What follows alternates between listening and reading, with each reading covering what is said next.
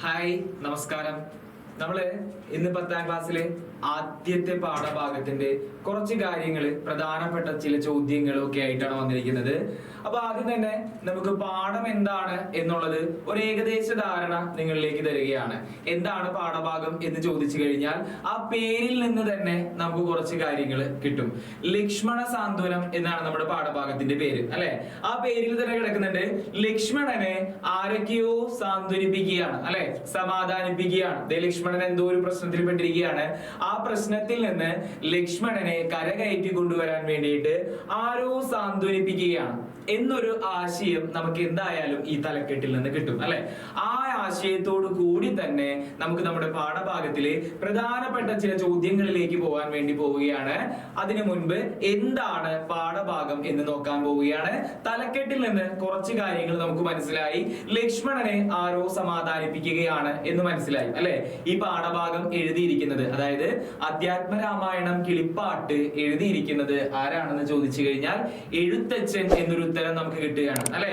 ചെറിയ ക്ലാസ്സിൽ മുതൽ എഴുത്തച്ഛനെ കുറിച്ച് നമ്മൾ ഒരുപാട് കാര്യങ്ങൾ പഠിച്ചു പോന്നിട്ടുണ്ടാവും. അപ്പൊ പാഠഭാഗത്തെ കുറിച്ച് പറയുന്നതിന് മുൻപ് അത് എഴുതിയ ആൾക്ക് ഉള്ള പ്രാധാന്യത്തെ കുറിച്ചാണ് ആദ്യമേ തന്നെ പറയുന്നത്. അപ്പൊ നമുക്ക് നോക്കാം, എഴുത്തച്ഛനെ കുറിച്ച് നിങ്ങൾക്ക് എന്തറിയാം എന്ന് ചോദിക്കുമ്പോൾ ഈ ഒരു കാര്യം അടിസ്ഥാനമായിട്ട് നമുക്ക് അറിഞ്ഞിരിക്കണം. എഴുത്തച്ഛൻ ആധുനിക മലയാള ഭാഷയുടെ പിതാവാണ് എന്നുള്ള കാര്യം നമുക്ക് എല്ലാവർക്കും അറിയാം, അല്ലെ? ഇന്ന് കാണുന്ന വിധത്തില് മലയാള ഭാഷയാക്കി തീർത്തതിൽ ഏറ്റവും പ്രാധാന്യമുള്ള ഒരു വ്യക്തി ആരാണെന്ന് ചോദിച്ചു കഴിഞ്ഞാൽ അത് നമ്മുടെ എഴുത്തച്ഛനാണ്, അല്ലെ?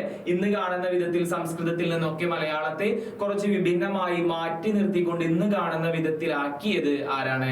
എഴുത്തച്ഛനാണ്. അതുകൊണ്ടാണ് അദ്ദേഹത്തെ നമ്മൾ ആധുനിക മലയാള ഭാഷയുടെ പിതാവ് എന്നറിയപ്പെടുന്നത്. ഇനി രണ്ടാമത്തെ ഒരു പോയിന്റ്, എഴുത്തച്ഛനെ കുറിച്ച് ഇനി എന്തറിയാം എന്ന് ചോദിക്കുമ്പോൾ നമ്മൾ അടുത്തതായി പറയുകയാണ് പ്രാചീന കവിത്രയത്തിലെ ഒരു അംഗമാണ് അദ്ദേഹം എന്ന് പറയുകയാണ്, അല്ലെ? പ്രാചീന കവിത്രയം എന്ന് പറഞ്ഞു കഴിഞ്ഞാൽ നമുക്കറിയാം ആദ്യകാലങ്ങളിൽ എഴുതിയിരുന്നവരാണ്, അല്ലെ? 3 പേരെ നമ്മളൊരു ഗ്രൂപ്പായിട്ട് പറയുകയാണ്. ഈ 3 പേരെ ഒരു സംഘമായി പറഞ്ഞുകൊണ്ട് നമ്മൾ അവരുടെ ആ ഒരു കാലഘട്ടത്തെ വിശേഷിപ്പിക്കുകയാണ് പ്രാചീന കവിത്രയം. അതിൽ ആരാണ് ആദ്യം എന്ന് ചോദിച്ചു കഴിഞ്ഞാൽ നിങ്ങൾ ചെറിയ ക്ലാസ്സിൽ പഠിക്കുന്ന കാര്യമാണ്. 3 പേരുണ്ട്. അതിലാദ്യം ചെറുശ്ശേരി, എഴുത്തച്ഛൻ, കുഞ്ചൻ നമ്പ്യാർ, അല്ലെ? കാലഗണന അനുസരിച്ച് ഇങ്ങനെയാണ് അവരെ തിരിച്ചിരിക്കുന്നത്. അതിലൊരാളാണ് എഴുത്തച്ഛൻ എന്നുള്ള കാര്യം നമ്മൾ പഠിച്ചിരിക്കുക. ഇനി മൂന്നാമതായിട്ട് എഴുത്തച്ഛനെ കുറിച്ച് എന്തറിയാം എന്ന് ചോദിക്കുമ്പോൾ നമുക്ക് പറയാൻ സാധിക്കുന്നത് കിളിപ്പാട്ട് പ്രസ്ഥാനത്തിന്റെ ഉപജ്ഞാതാവാണ് എഴുത്തച്ഛൻ, അല്ലെ? നമ്മൾ ഈ പാഠഭാഗം പഠിക്കുമ്പോൾ ആ പാഠഭാഗം എടുത്തിരിക്കുന്നത് അധ്യാത്മരാമായണം കിളിപ്പാട്ടിൽ നിന്നാണ് എന്ന് പറയുന്നുണ്ട്, അല്ലെ? എഴുത്തച്ഛന്റെ ചിത്രം കാണുമ്പോൾ തന്നെ നമുക്കറിയാം. എഴുത്തച്ഛൻ എന്ന് പറഞ്ഞാൽ നമ്മൾ വെറുതെ ഗൂഗിളിലൊക്കെ ഒന്ന് അടിച്ചു നോക്കുമ്പോൾ കാണാം, എഴുത്തച്ഛന്റെ അരികത്തായിട്ട് ഒരു തത്ത ഇരിക്കുന്നുണ്ടാവും, അല്ലെ? ഒരു തത്തയെ കൊണ്ട് പറയിപ്പിക്കുന്ന വിധത്തിലാണ് അദ്ദേഹം രാമായണം കിളിപ്പാട്ട് രൂപത്തിൽ അവതരിപ്പിച്ചിരിക്കുന്നത്. അതുകൊണ്ടാണ് കിളിപ്പാട്ട് പ്രസ്ഥാനത്തിന്റെ ഉപജ്ഞാതാവ് എന്നൊരു പേര് അദ്ദേഹത്തിന് കിട്ടുന്നത്. അപ്പൊ പ്രധാനമായിട്ട് നമ്മൾ 3 കാര്യങ്ങൾ നോക്കി. എഴുത്തച്ഛനെ കുറിച്ച് 3 കാര്യങ്ങൾ നമുക്ക് കിട്ടി, അല്ലെ? ഏതൊരു ഉത്തരവും ഈ പാഠഭാഗത്തിൽ നിന്ന് 4 മാർക്കിനോ 6 മാർക്കിനോ ഒരു ചോദ്യം ചോദിക്കുമ്പോൾ ആദ്യം തന്നെ നമ്മുടെ തുടക്ക ഭാഗം, ആമുഖ ഭാഗം, അല്ലെ? ഇൻട്രോ നന്നായിരിക്കണം. അതിനു വേണ്ടിയിട്ട് കുറച്ച് കൃത്യമായ പോയിന്റുകൾ നമ്മളിലേക്ക് എത്തണം. കൃത്യമായി ടീച്ചർമാർ ആൻസർ കീയിൽ കൊടുത്തിട്ടുണ്ടാവും. ഒരു വരി തന്നിട്ട് ഈ പാഠഭാഗത്തിൽ നിന്ന് ഒരു വരി തന്നാണ് ചോദ്യം ചോദിക്കുന്നതെങ്കിൽ ഇത് ആരുടെ ഏത് പാഠഭാഗത്തിലേതാണെന്ന് കുട്ടിക്ക് മനസ്സിലാക്കാൻ സാധിച്ചിട്ടുണ്ടോ എങ്കിൽ 1 മാർക്ക് എന്ന് പറഞ്ഞ് അവിടെ കൊടുത്തിട്ടുണ്ടാവും, അല്ലെ? അപ്പൊ നമുക്ക് ആ ഒരു മാർക്ക് കിട്ടാൻ വേണ്ടിയിട്ട് ഏതൊരു ചോദ്യം ചോദിച്ചു കഴിഞ്ഞാലും തുടക്കം നന്നാവാൻ വേണ്ടിയിട്ട് ഈ 3 പോയിന്റുകൾ നമുക്ക് ഉപയോഗിക്കാൻ പറ്റും. അപ്പൊ ആദ്യമേ തന്നെ നമുക്കൊരു മാർക്ക് കിട്ടിയ, അല്ലെ? ആദ്യമേ തന്നെ നമുക്കൊരു മാർക്ക് കിട്ടി. കാരണം മറ്റൊന്നും പഠിക്കാതെ തന്നെ എഴുത്തച്ഛനെ കുറിച്ച് പഠിച്ചു കഴിഞ്ഞാൽ ആ പാഠഭാഗത്തിൽ നിന്ന് ഏതൊരു ചോദ്യം ചോദിച്ചു കഴിഞ്ഞാലും 1 മാർക്ക് നമുക്ക് ഉറപ്പാണ്. അപ്പൊ നമുക്ക് വൃത്തിയോടുകൂടി ആദ്യത്തെ തുടക്ക ഭാഗം എഴുതാൻ പറ്റും. ആധുനിക മലയാള ഭാഷയുടെ പിതാവായ എഴുത്തച്ഛന്റെ അധ്യാത്മരാമായണം കിളിപ്പാട്ടിലെ വരികളാണ് ഇവ എന്ന് നമുക്ക് പറയാൻ വേണ്ടി സാധിക്കും, അല്ലെ? ആ ഒരു കാര്യം നിങ്ങൾക്ക് കിട്ടാൻ വേണ്ടിയിട്ടാണ് എഴുത്തച്ഛന്റെ ഈ 3 പ്രത്യേകത നിങ്ങളെ പരിചയപ്പെടുത്തിയത്. അപ്പോ ഈ 3 കാര്യവും നിങ്ങൾ മറക്കില്ല എന്ന് വിചാരിക്കുന്നു. ആധുനിക മലയാള ഭാഷയുടെ പിതാവ്, പ്രാചീന കവിത്രയത്തിലെ ഒരു അംഗം, കിളിപ്പാട്ട് പ്രസ്ഥാനത്തിന്റെ ഉപജ്ഞാതാവ്. ഈ 3 പോയിന്റും കിട്ടിയ ഈ 3 പോയിന്റും മനസ്സിൽ ഇട്ട് വെച്ചുകൊണ്ടാണ് ഇത്രയൊക്കെ മലയാള സാഹിത്യത്തിൽ പ്രാധാന്യമുള്ള ഒരു എഴുത്തുകാരന്റെ കൃതിയിലേക്ക് നമ്മൾ കിടക്കുന്നത്. കൃതിയുടെ പേര് ലക്ഷ്മണ സാന്ത്വനം എന്നാണ്, അല്ലെ? ലക്ഷ്മണൻ എവിടെയാണ് വരുന്നത്, ഈ ലക്ഷ്മണന്റെ കുടുംബം എന്താണ് എന്ന് അന്വേഷിച്ചു പോകുമ്പോൾ നമുക്ക് ഇങ്ങനെ കാണാൻ സാധിക്കും, അല്ലെ? ദശരഥ കുടുംബത്തിൽപ്പെട്ട ഒരു അംഗമാണ് ആര്? നമ്മുടെ ലക്ഷ്മണൻ. ദശരഥ രാജാവിനെ എല്ലാവർക്കും അറിയാലോ, അല്ലെ? ദശരഥ രാജാവിനെ നമുക്ക് എല്ലാവർക്കും അറിയാവുന്നതാണ്. ഈ ദശരഥന്റെ 3 ഭാര്യമാരുണ്ട്, അല്ലെ?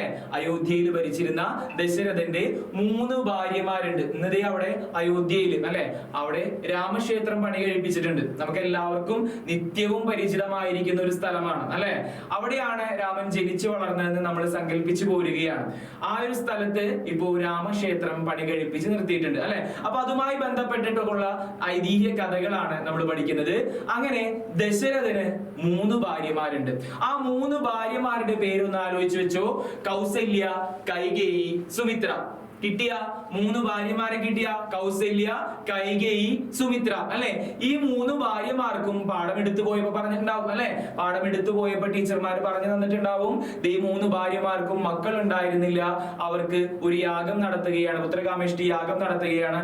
ആ യാഗത്തിലൂടെ പിന്നീട് ഉണ്ടായി വന്ന ഒരു പായസം 3ആയി ഭാഗിച്ചുകൊണ്ട് കാലക്രമേണയാണ് ഇവർക്ക് മക്കൾ ഉണ്ടാവുന്നത് എന്നുള്ള കാര്യമൊക്കെ നിങ്ങൾക്ക് അറിയാവുന്ന കാര്യമാണ്, അല്ലെ? അങ്ങനെ ഉണ്ടായ മക്കളാണ് രാമൻ, ഭരതൻ, ലക്ഷ്മണൻ, ശത്രുഘ്നൻ. ഇവര് 4 പേരും പിന്നീട് കാലക്രമേണ ഉണ്ടായ മക്കളാണ്, അല്ലെ? ഇവരുടെയൊക്കെ അമ്മമാരാരാണെന്ന് ചോദിച്ചാൽ കൗസല്യയുടെ മകനാണ് രാമൻ, കൈകേയിയുടെ മകനാണ് ഭരതൻ, സുമിത്രയുടെ മകനാണ് ലക്ഷ്മണനും ശത്രുഘ്നനും, അല്ലെ? ഇങ്ങനെയാണ് മക്കൾ കിടക്കുന്നത് എന്നുണ്ടെങ്കിലും നമ്മൾ എപ്പോഴും പറയുമ്പോൾ രാമലക്ഷ്മണന്മാർ എന്നാണ് പറയാറ്, അല്ലെ? രാമലക്ഷ്മണന്മാർ എന്നാണ് പറയാറ്. ആ പേരിൽ തന്നെയുണ്ട് രാമനും ലക്ഷ്മണനും അങ്ങോട്ടും ഇങ്ങോട്ടുമുള്ള ഒരു സഹോദര ബന്ധം, ഒരു സുഹൃത്ത് ബന്ധം. അത്രയധികം ആത്മാർത്ഥതയും സ്നേഹവും ഒക്കെ അവർക്ക് അങ്ങോട്ടും ഇങ്ങോട്ടും ഉണ്ടായിരുന്നു എന്ന സൂചനയിലാണ് നമ്മൾ എപ്പോ പറയുമ്പോഴും രാമലക്ഷ്മണന്മാർ എന്നൊരു പേരോട് കൂടിയിട്ട് വിശേഷിപ്പിക്കാറുള്ളത്, അല്ലെ? രാമനും ലക്ഷ്മണനും. ഓക്കെ, ഇങ്ങനെ വിശേഷിപ്പിക്കാറില്ലേ നമ്മള്? ആ ഒരു ആശയം മനസ്സിലേക്ക് വെക്കുക. എന്നിട്ടാണ് നമ്മൾ ബാക്കിയുള്ള കാര്യത്തിലേക്ക് പോകുന്നത്, അല്ലെ? 4 മക്കൾ ഉണ്ടെങ്കിലും 4 മക്കളെയും 3 അമ്മമാരും ഒരുപോലെയാണ് കൊണ്ടു നടന്നിരുന്നത്, അല്ലെ? അവർക്ക് യാതൊരു തരത്തിലുള്ള പരാതികളോ ഒന്നും ഉണ്ടായിരുന്നില്ല. അങ്ങനെ ഇരിക്കുമ്പോഴാണ് നമ്മുടെ രാമനെ എന്ത് ചെയ്യാൻ പോകുന്നത്? അടുത്ത രാജാവാക്കാൻ വേണ്ടിയിട്ട് ആ 3 പേരും ആ രാജ്യവും രാജാവും ഒക്കെ തീരുമാനിക്കുന്നത്. അപ്പൊ ആർക്കും ഒരു പരാതിയൊന്നുമില്ല, അവര് സമ്മതിക്കുകയാണ്. അവിടെ ആ ഒരു രാജ്യം മുഴുവനായും രാമന്റെ പട്ടാഭിഷേകത്തിന് വേണ്ടിയിട്ട് ഒരുങ്ങുകയാണ്. അങ്ങനെ ഒരുങ്ങി നിൽക്കുന്ന സാഹചര്യത്തില് ഒരാള് പ്രശ്നം ഉണ്ടാക്കി, അല്ലെ? അതുവരെ യാതൊരു പ്രശ്നവും ഇല്ലാതിരുന്നിരുന്ന നമ്മുടെ കൈകേയിക്ക് കൂടെ ഒരു തോഴി ഉണ്ടായിരുന്നു, അല്ലെ? മന്ദര എന്ന് പേരായ ഒരു തോഴി ഉണ്ടായിരുന്നു.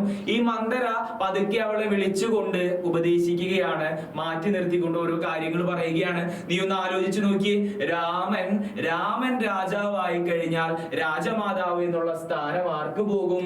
കൗസല്യക്ക് പോകും, അല്ലെ? കൗസല്യക്ക് പോകും. പിന്നെ നീ ഇവിടെ വെറും ഒരു ബാല്യക്കാരിയുടെ സ്ഥാനം മാത്രമേ നിനക്ക് ഉണ്ടാവുകയുള്ളൂ എന്നൊക്കെ പറഞ്ഞ് നമ്മുടെ കൈകേയിയെ ആകെ ഒന്ന് വിഷമത്തിലാക്കുകയാണ്, അല്ലെ? അങ്ങനെ അവള് ചിന്തിച്ചു കഴിഞ്ഞപ്പോ അവൾക്ക് തോന്നുകയാണ്, ശരിയാണല്ലോ, എന്റെ സ്ഥാനമൊക്കെ പോകുമോ എന്നുള്ള ചിന്തയൊക്കെ ആയി കഴിഞ്ഞപ്പോ ദശരഥൻ കൈകേയിക്ക് മുൻപ് എന്ത് കൊടുത്തിട്ടുണ്ടായിരുന്നു? ഒരു ആഗ്രഹം സഫലീകരിക്കാൻ വേണ്ടി ഒരു വരം പോലെ കൊടുത്തിട്ടുണ്ടായിരുന്നു, അല്ലെ? ദേവന്മാരും അസുരന്മാരും തമ്മിൽ യുദ്ധം നടക്കുന്ന സമയത്ത് ആ തേരില് കൈകേയി കയറി ഇരിക്കുന്നുണ്ടായിരുന്നു, അല്ലെ? കൈകേയി ആ തേരിൽ കയറി ഇരിക്കുന്നുണ്ടായിരുന്നു. ആ രഥത്തിന്റെ ചക്രത്തിന്റെ ആണി ഊരിപ്പോയ സമയത്ത് യുദ്ധം നടന്നുകൊണ്ടിരിക്കുകയാണ്, അല്ലെ? യുദ്ധം നടന്നുകൊണ്ടിരിക്കുന്ന സമയത്ത് ആ ചക്രത്തിന്റെ ആണി ഊരിപ്പോയ സമയത്ത് തന്റെ ചെറുവിരൽ അതിന്റെ അകത്തേക്ക് ഇട്ടുകൊണ്ട് ആ യുദ്ധം അവസാനിക്കുന്നത് വരെ ആ രഥത്തിന്റെ ഒപ്പം ആര് നടന്നു? നമ്മുടെ കൈകേയി നടന്നു, അല്ലെ? അതൊരു വിശ്വാസം പോലെ, അല്ലെ? ഒരു ഐതിഹ്യം പോലെ നമ്മൾ പറഞ്ഞു പോരുന്ന ഒരു കഥയാണ്. അപ്പോ അങ്ങനെ അവള് ഇത്ര വലിയൊരു ത്യാഗം ചെയ്തതിന് നമ്മുടെ ദശരഥൻ പറഞ്ഞു യുദ്ധത്തിനൊടുവിൽ അവർ ആ യുദ്ധം ജയിച്ചു അല്ലെ. ദശരഥന്റെ നേതൃത്വത്തിലുള്ള ആ ഭാഗം യുദ്ധം ജയിച്ചു. അവര് ജയിച്ചു കഴിഞ്ഞപ്പോ ദശരഥൻ പറഞ്ഞ് വലിയൊരു ത്യാഗമാണ് നീ ചെയ്തിരിക്കുന്നത്, സ്വന്തം ജീവൻ പോലും അല്ലെ, അവളുടെ കൈ പോലും മറന്നുകൊണ്ട്, ആ വിരല് പോലും മറന്നുകൊണ്ട് ആ യുദ്ധക്കളത്തിൽ അങ്ങോട്ടേക്കും ഇങ്ങോട്ടേക്കും എന്റെ രഥത്തിന്റെ ഒപ്പം നീ സഞ്ചരിച്ചു. നീ ഒരാള് കൊണ്ടാണ് ഒരുപക്ഷെ ഞാൻ ഈ യുദ്ധം ജയിച്ചത്, എന്തെങ്കിലും ഒരു കാര്യം നിനക്ക് ഞാൻ സാധിച്ചു തരും എന്ന് പറഞ്ഞു കഴിഞ്ഞപ്പോ അന്ന് യാതൊന്നും വേണ്ട എന്ന് പറഞ്ഞ് കൈകേയി ഒഴിഞ്ഞു മാറിയപ്പോഴും ദശരഥൻ പിടിവിട്ടില്ല. ദശരഥൻ പറഞ്ഞു അങ്ങനെ പറഞ്ഞാൽ ശരിയാവില്ല, നിനക്ക് എന്തായാലും ഞാനിത് തന്നിരിക്കും എന്ന് പറഞ്ഞപ്പോ കൈകേയി പറഞ്ഞു എന്നാ ഇപ്പൊ വേണ്ട, ഇപ്പൊ എനിക്ക് പ്രത്യേകിച്ച് ആഗ്രഹങ്ങളൊന്നുമില്ല, നമ്മളെല്ലാവരും നല്ല സന്തോഷത്തിലൊക്കെ കഴിഞ്ഞു പോരല്ലേ, ഇപ്പൊ എനിക്കൊന്നും വേണ്ട എന്ന് പറഞ്ഞ് കൈകേയി ആ ഒരു ആവശ്യത്തെ മാറ്റി വെച്ചിട്ടുണ്ടായിരുന്നു. ദേ ഇപ്പോ അതിനുള്ള സമയം വന്നിരിക്കുകയാണെന്ന് മന്ദര ഉപദേശിച്ചു. മന്ദര ആരാണ്? ദേ കൈകേയിയുടെ തോഴിയാണ് അല്ലെ. മന്ദര ഉപദേശിച്ചു ദേ അതിനുള്ള സമയം വന്നു കഴിഞ്ഞു, ഇപ്പൊ തന്നെ നീ പോയി ആരോട് പറയണം? ദശരഥനോട് പറയണം, അന്ന് അങ്ങ് എനിക്ക് തന്ന ആ ഒരു വരം ഇവിടെയാണ് എനിക്കിപ്പോൾ ആവശ്യമുള്ളത് എന്ന് പറഞ്ഞുകൊണ്ട് പറയേണ്ട കാര്യം ഇത്രയേ ഉള്ളൂ അല്ലെ. കൈകേയിയുടെ മകനായിട്ടുള്ള ഭരതനെ രാജാവാക്കണം, കൈകേയിയുടെ മകനായ ഭരതനെ രാജാവാക്കണം. ഈ 4 മക്കളിലും ഏറ്റവും മികച്ചത് ആരാണെന്ന് ചോദിച്ചു കഴിഞ്ഞാൽ ആ രാജ്യവും ഈ 3 അമ്മമാരും ദശരഥനും ഒന്നാകെ പറയും അത് രാമനാണെന്ന് അല്ലെ. അതുകൊണ്ടാണ് നിസംശയം അവർ തീരുമാനിച്ചത് രാമനെ തന്നെ രാജാവാക്കാമെന്ന്. പക്ഷേ കൈകേയിക്ക് ഈ കാര്യം അറിയാം, ദേ ഭരതനെ രാജാവാക്കണം എന്ന് പറഞ്ഞു കഴിഞ്ഞാൽ മിക്കവാറും സമ്മതിക്കും. അങ്ങനെ സമ്മതിച്ചാൽ മാത്രം പോരാ അല്ലെ. അങ്ങനെ സമ്മതിച്ചു കഴിഞ്ഞാൽ ഈ രാമൻ അവിടെ നിൽക്കുന്നുണ്ട്, രാമൻ അവിടെ നിന്ന് കഴിഞ്ഞാൽ പ്രശ്നമാണ് അല്ലെ. ഭരതന്റെ രാജ്യഭരണത്തിൽ എന്തെങ്കിലുമൊക്കെ കുറ്റവും കുറവും ഒക്കെ അതാര് മനസ്സിലാക്കും? രാമൻ മനസ്സിലാക്കും. അതുകൊണ്ട് രാമനെ വനവാസത്തിന് അയക്കണം എന്നൊരു ആവശ്യം കൂടി കൈകേയി ദശരഥനോട് വെക്കുകയാണ്. നമ്മുടെ രാമൻ ആരാണ്? മര്യാദാ പുരുഷോത്തമനാണ് അല്ലെ. എന്ത് കേട്ട് കഴിഞ്ഞാലും ആ ശരി എന്ന് പറഞ്ഞുകൊണ്ട് അത് അനുവർത്തിച്ചു പോരുന്ന, നടത്തി പോരുന്ന ഒരു മനുഷ്യനാണ് നമ്മുടെ രാമൻ അല്ലെ. ആ രാമൻ അതുപോലെ തന്നെ അനുസരിക്കുകയാണ്. അച്ഛൻ വന്ന് പറയുകയാണ്, മകനെ ഇങ്ങനെ ഒരു സംഭവം ഉണ്ട് അല്ലെ, അപ്പോ നീ എന്ത് ചെയ്യണം? നീ രാജഭരണം വേണ്ട എന്ന് വെച്ചുകൊണ്ട് വനവാസത്തിന് 14 വർഷം അല്ലെ, 14 വർഷം വനവാസത്തിന് പോകണം എന്ന് പറയുമ്പോ ഒന്നും മറുത്തു പറയാതെ തന്നെ അത് സമ്മതിക്കുകയാണ് നമ്മുടെ രാമൻ. അങ്ങനെ രാമൻ വനവാസത്തിന് പോവാൻ വേണ്ടി തയ്യാറായി നിൽക്കുകയാണ്. ഈ സംഭവം അറിഞ്ഞ് ആർക്ക് ദേഷ്യായി? ലക്ഷ്മണന് ദേഷ്യായി അല്ലെ. ലക്ഷ്മണന് ദേഷ്യായിട്ട് ലക്ഷ്മണൻ പറയുകയാണ്, ദശരഥനെ കൊന്നിട്ടാണെങ്കിലും ഞാൻ നിനക്ക് ഈ അധികാരം മേടിച്ചു തരും എന്ന് രാമനോട് ലക്ഷ്മണൻ പറയുകയാണ്. അങ്ങനെ പറഞ്ഞുകൊണ്ട് ദേഷ്യപ്പെട്ട് നിൽക്കുന്ന നമ്മുടെ ലക്ഷ്മണനെ രാമൻ സമാധാനിപ്പിക്കുകയാണ് അല്ലെ. രാമൻ 14 വർഷത്തേക്ക് വനവാസത്തിന് വേണ്ടി പോവാൻ വേണ്ടി തയ്യാറായി നിൽക്കുകയാണ്. ഇതിലാകെ ദേഷ്യപ്പെട്ട് നിൽക്കുന്ന ലക്ഷ്മണനെ രാമൻ സമാധാനിപ്പിക്കുന്നതാണ് നമുക്ക് പഠിക്കാനുള്ള പാഠഭാഗം. അപ്പൊ ആദ്യത്തെ ഒരു തുടക്കം കിട്ടിയല്ല നിങ്ങൾക്ക് അല്ലെ, ആദ്യത്തെ ഒരു തുടക്കം കിട്ടിയെന്ന് പ്രതീക്ഷിക്കുന്നു. ഈ അംഗങ്ങളെയും പരിചയപ്പെട്ടു, ഈ അംഗങ്ങളുടെ പേരുകളും നിങ്ങൾ മറക്കില്ല എന്ന് പ്രതീക്ഷിക്കുകയാണ്. അങ്ങനെ നമ്മൾ അടുത്ത ഭാഗത്തേക്ക് പോവുകയാണ്. നമ്മളിപ്പോ പറഞ്ഞ പാഠഭാഗം ഒന്നുകൂടി പറയുകയാണ്. രാമന്റെ പട്ടാഭിഷേകം മുടങ്ങി നിൽക്കുന്നതിൽ കുപിതനായി നിൽക്കുകയാണ് ആര്? ലക്ഷ്മണൻ.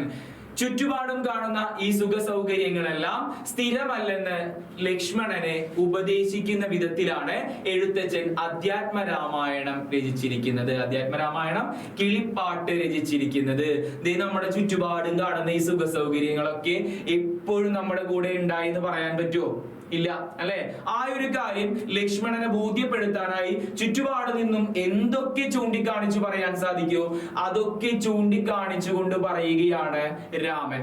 അതാണ് നമ്മുടെ പാഠഭാഗം. ഒരുപാട് രസകരമായ വരികളും കുറെ പ്രധാനപ്പെട്ട കാര്യങ്ങളും ഒക്കെ ഉൾപ്പെട്ടിട്ടുള്ള നല്ല ഒരു കവിതയായി അല്ലെ, നല്ലൊരു കിളിപ്പാട്ട് ആയിട്ട് നമുക്കിതിനെ കാണാൻ വേണ്ടി സാധിക്കും. അങ്ങനെ നമ്മൾ പാഠഭാഗത്തിലേക്ക് കിടക്കുന്നതിന് മുൻപ് പിരിച്ചെഴുതാൻ വേണ്ടിയിട്ട് നമുക്ക് 2 മാർക്കിന് 1 മാർക്കിനൊക്കെ ചോദ്യം ചോദിക്കാറുണ്ട്.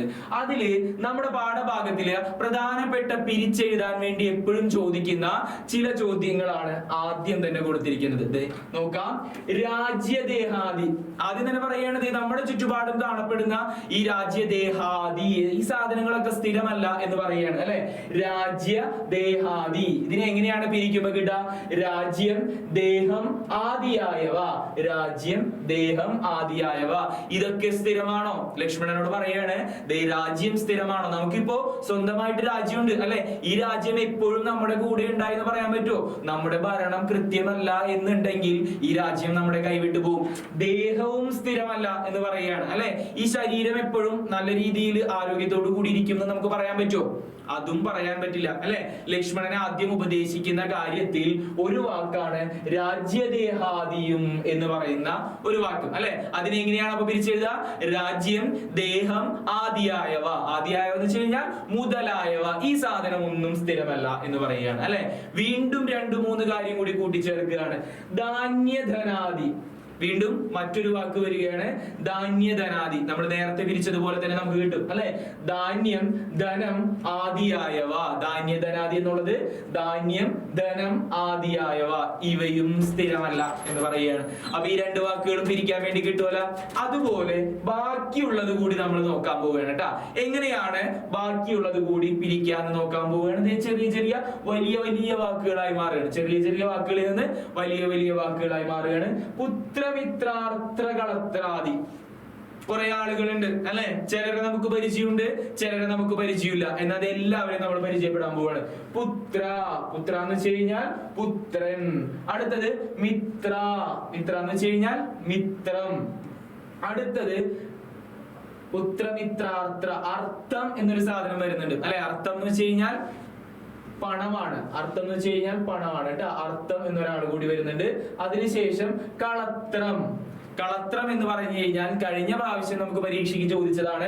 കളത്രം എന്ന വാക്കിന്റെ അർത്ഥം എന്താണ്? കളത്രം എന്ന് പറഞ്ഞു കഴിഞ്ഞാൽ ഭാര്യ എന്നാണ് അർത്ഥം അല്ലെ. ദേ പറയാണ് പുത്രമിത്രാർത്ര കളത്രാദി സംഗമം എത്രയും അല്പകാലസ്ഥിതമോർക്കനി എന്ന് പാഠഭാഗത്ത് രാമൻ പറയുകയാണ് അല്ലെ. എഴുത്തച്ഛൻ രാമനെ കൊണ്ട് പറയിപ്പിക്കുകയാണ് പുത്രമിത്രാർത്ര കളത്രാദി.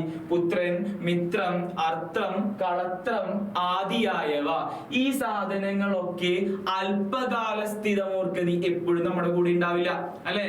മക്കള് മാമ്പൂ കണ്ടും അല്ലെ, മക്കളെ കണ്ടും മാമ്പൂ കണ്ടും കൊതിക്കരുത് എന്ന് പഴമക്കാര് പറയാറുണ്ട് അല്ലെ. അതുപോലെ തന്നെ പറഞ്ഞു കൊടുക്കുകയാണ്. അതെ, പുത്രൻ എപ്പോഴും ഉണ്ടായി എന്ന് പറയാൻ പറ്റുമോ? ഇല്ല. നമ്മുടെ ജീവിതത്തിൽ എപ്പോഴും മക്കൾ നമ്മുടെ കൂടെ ഉണ്ടായി എന്ന് യാതൊരു മാതാപിതാക്കൾക്കും ഉറപ്പ് പറയാൻ സാധിക്കില്ല. മിത്രവും അതുപോലെ തന്നെ അല്ലെ, സുഹൃത്തും അങ്ങനെ തന്നെയാ.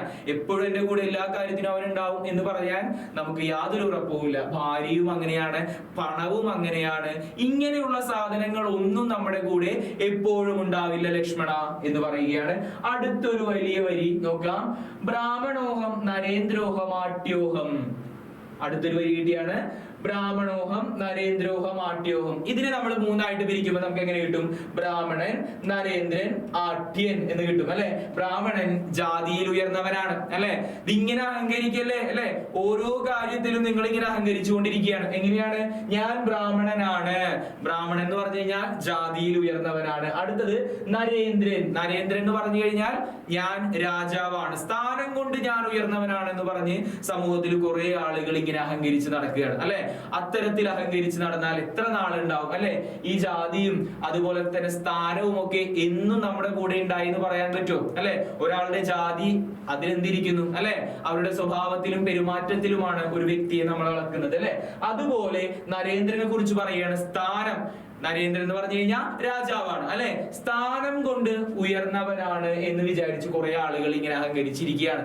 അതുകൂടാതെ ആട്യൻ. ആട്യൻ എന്ന് പറഞ്ഞു കഴിഞ്ഞാൽ പണമുള്ളവൻ, സമ്പന്നൻ എന്നർത്ഥമാണ് അല്ലെ. എന്റെ കയ്യിൽ കുറെ പണമുണ്ടല്ലോ എന്ന് ആലോചിച്ചുകൊണ്ട് കുറെ ആളുകൾ ഇങ്ങനെ അഹങ്കരിച്ചിരിക്കുകയാണ് അല്ലെ. ഈ പണമൊക്കെ പോവാൻ വേണ്ടിയിട്ട് ഇത്ര സമയം മതി എന്ന് നമുക്കറിയാം അല്ലെ. അതുകൊണ്ട് രാമൻ ലക്ഷ്മണനോട് പറയുകയാണ്, ഇത് ഇങ്ങനെയൊക്കെ മനുഷ്യന്മാർ നമ്മുടെ ചുറ്റുപാടും അഹങ്കരിച്ചിരിക്കുന്നത് കാണാൻ സാധിക്കും അല്ലെ. ഇതൊക്കെ പോവാൻ ഇത്രേ സമയം മതി. അതുകൊണ്ട് ഇതിനൊക്കെ വേണ്ടി ആഗ്രഹിച്ച് നീ ഇങ്ങനെ വെറുതെ ദേഷ്യം പിടിച്ചിരിക്കല്ലേ എന്ന് പറയുന്ന ഒരു ഭാഗമാണ് ബ്രാഹ്മണോഹം നരേന്ദ്രോഹം ആട്യോഹം എന്നാമ്രേഡിതം കലർന്നിടും ദശാന്തരേ. കാലങ്ങളോളം അല്ലെ, കാലങ്ങളോളം മനുഷ്യൻ ഇങ്ങനെ ചിന്തിച്ചുകൊണ്ടേയിരിക്കും എന്ന് പറയുകയാണ്. അടുത്തൊരു വാക്ക് വരികയാണ് തൊങ്മാംസ. ത്വംമാംസ രക്താസ്തി വിൺമൂത്രരേതസാം. അടുത്തൊരു വരി നോക്കാം. ത്വംമാംസ രക്താസ്തി വിൺമൂത്രരേതസാം സമ്മേളനം പഞ്ചഭൂതക നിർമ്മിതം. അങ്ങനെ ഒരു വരി നമ്മുടെ പാഠഭാഗത്തുണ്ട് അല്ലെ. ഇതിനെയും നമ്മൾ പിരിച്ചെടുക്കുകയാണ്. പഞ്ചഭൂതങ്ങൾ ഏതൊക്കെയാണെന്ന് അറിയാലോ അല്ലെ. ആ പഞ്ചഭൂതങ്ങൾ പോലെ നമ്മുടെ ശരീരത്തിലെയും പഞ്ചഭൂതങ്ങളെ കുറിച്ച് പറയുകയാണ്. നമ്മുടെ ശരീരത്തിന്റെ പുറത്തേക്ക് നോക്കുമ്പോൾ നമുക്ക് ആദ്യം കാണാൻ പറ്റുന്നതാണ് എന്ത്? ത്വക്ക് അല്ലെ. ശരീരത്തിലെ തൊലിയെ കുറിച്ച് പറയുന്നത്. ഈ ശരീരം നിർമ്മിച്ചിരിക്കുന്നത് ഈ 5 വസ്തുക്കൾ കൊണ്ടാണ് അല്ലെ. ഈ 5 വസ്തുക്കളും എപ്പോ വേണമെങ്കിലും അല്ലെ, ഇതൊക്കെ ഈ ശരീരം എപ്പോഴും ഇതുപോലെ തന്നെ നിലനിൽക്കും എന്ന് പറയാൻ പറ്റുമോ? നമുക്ക് യാതൊരു ഉറപ്പും പറയാൻ പറ്റിയ ഒരു സംഭവമല്ല അല്ലെ. അതുപോലെ പറയാണ് ത്വക്ക് ചുഴ്ന്ന് നമ്മുടെ ഉള്ളിലേക്ക് ചെല്ലുമ്പോൾ അവിടെ മാംസം കാണുകയാണ്. അതിനുശേഷം പിന്നീട് രക്തം കിട്ടുകയാണ്. അതിനും ശേഷം അസ്ഥി അല്ലെ. അപ്പൊ ഈ 4 എണ്ണം നമുക്ക് കിട്ടി അല്ലെ. ത്വംമാംസ രക്താസ്തി 4 എണ്ണം കിട്ടിയ ത്വക്ക്, മാംസം, രക്തം, അസ്ഥി ഈ 4 എണ്ണം കിട്ടിയ ഇനി പറയുന്ന 5ാമത്തെ ഗണത്തിൽ പെടുന്നവര് നമ്മുടെ ശരീരത്തിൽ നിന്ന് നമ്മൾ വിസർജിച്ച് കളയുന്ന എല്ലാരും. അതാണ് ഇവിടെ വരുന്നത്. നോക്കാം. വിൺ എന്ന വാക്കിന്റെ അർത്ഥം മലം എന്നാണ്. കൃത്യമായി ആലോചിച്ച് വെക്കുക. വിൺ എന്ന് പറഞ്ഞു കഴിഞ്ഞാൽ മലം എന്നാണ്. വിൺമൂത്ര, മൂത്രം എന്ന് വെച്ച് കഴിഞ്ഞാൽ മൂത്രം തന്നെയാണ്. രേതസാം, ഈ വാക്കൊന്ന് ശ്രദ്ധിച്ചോ. രേതസ് എന്ന് പറഞ്ഞു കഴിഞ്ഞാൽ ബീജം എന്നാണ് അർത്ഥം. ആലോചിച്ച് വെക്കുക. രേതസ് എന്ന് പറഞ്ഞു കഴിഞ്ഞാൽ ബീജം എന്നാണ്. അപ്പൊ നമ്മുടെ ശരീരത്തിൽ നിന്ന് നമ്മൾ പുറത്ത് കളയുന്നതാണ് മലവും മൂത്രവും ബീജവും ഒക്കെ അല്ലെ. അപ്പൊ ഇങ്ങനെയുള്ള ഈ സാധനങ്ങൾ കൊണ്ടാണ് നമ്മുടെ ശരീരം നിർമ്മിച്ചിരിക്കുന്നത്. ഇതൊക്കെ സ്ഥിരമാണോ?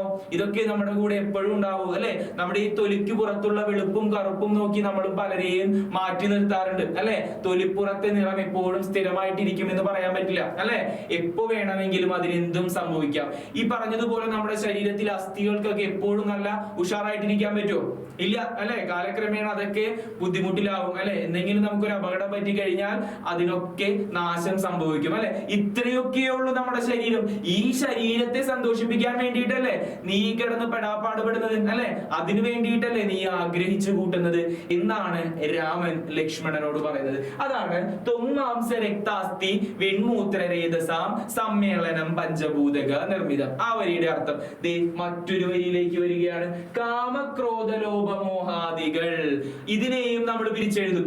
കാമ ക്രോധ ലോഭ മോഹാദികൾ. കാമം, ക്രോധം, ലോഭം, മോഹം ആദിയായവ ഇതൊക്കെ മനുഷ്യനുണ്ടാവുന്ന വികാരമാണ് അല്ലെ. കാമം വികാരം ഉണ്ടാവാറുണ്ട്, ക്രോധവും ഉണ്ടാവാറുണ്ട്, ലോഭവും ഉണ്ടാവാറുണ്ട്, മോഹവും ഉണ്ടാവാറുണ്ട് അല്ലെ, ആഗ്രഹവും ഉണ്ടാവാറുണ്ട്. ഇങ്ങനെ തുടങ്ങി കുറെ വികാരങ്ങൾ മനുഷ്യനുണ്ടാവും. പക്ഷെ ഈ വികാരങ്ങളൊക്കെ നമ്മൾ എവിടെയാണ് എപ്പോഴാണ് ഉപയോഗിക്കേണ്ടത് എന്നത് അനുസരിച്ച് ഉപയോഗിക്കണം അല്ലെ. ഈ കാമവികാരം നമുക്ക് എല്ലായിടത്തും ഉപയോഗിക്കാൻ പറ്റുമോ? ഇല്ല. ക്രോധം നമുക്ക് എപ്പോഴും അങ്ങനെ ഉപയോഗിക്കാൻ പറ്റുമോ? ഇല്ല. ഇതുപോലെ നമുക്കുണ്ടാകുന്ന ഓരോ വികാരവും എവിടെ ഉപയോഗിക്കണം, സന്ദർഭത്തിനനുസരിച്ച് ഉപയോഗിക്കണം അല്ലെ. വെറുതെ നമ്മൾ പറയാറുണ്ട് അയ്യോ എനിക്കപ്പോ അങ്ങനെ പറയാൻ തോന്നി, ഞാനത് പറഞ്ഞു പോയി, ഇപ്പൊ എനിക്ക് തോന്നുകയാണ് ആ സമയത്ത് അങ്ങനെ സംസാരിക്കേണ്ടായിരുന്നു അല്ലെ. നമുക്കൊരു പശ്ചാത്താപം തോന്നും. അപ്പൊ നമ്മൾ എടുത്ത് ചാടി ഒന്നും ചെയ്യല്ലേ എന്ന് പറയുകയാണ്.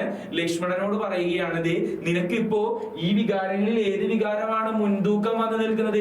ഏറ്റവും കൂടുതൽ വന്നു നിൽക്കുന്നത് ക്രോധമാണ് അല്ലെ, ദേഷ്യമാണ് നിന്റെ മനസ്സിൽ മൊത്തമുള്ളത്.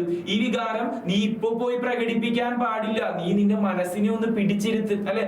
അച്ഛനെ കൊന്നിട്ടാണെങ്കിലും ഞാൻ നിനക്ക് അധികാരം പേടിച്ചു തരും എന്നാണ് പറയുന്നത് അല്ലെ.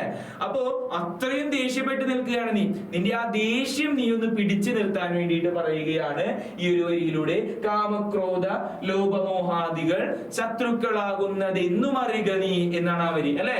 ഇവയൊക്കെ നിനക്ക് ശത്രുക്കളായിട്ട് വരും.